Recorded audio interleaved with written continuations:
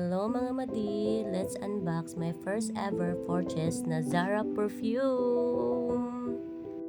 Kasi kahit matagal na ako sa work, first time ko lang talaga bumili ng perfume. Bukod na pricey siya, hindi naman talaga ganun siya kailangan for me. So, hindi talaga ako masyadong maano sa mga perfume. Nagkakaroon lang ako before ng Zara perfume kasi niregaluhan ako ng partner ko. Although, naka-sale na siya pero mahal pa rin talaga siya. Kaya pikit mata ko talaga siyang binili.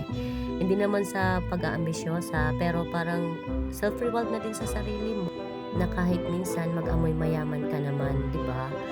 Ito palang golden decade ng Zara is kadupe pala siya ng mamahaling pabango which is YSL. YSL Libre.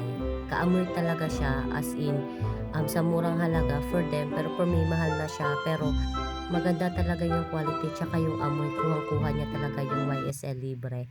Kaya mabenta talaga siya sa Zara store.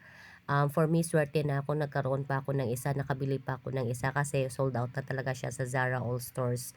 Yun lang po. Thank you for watching.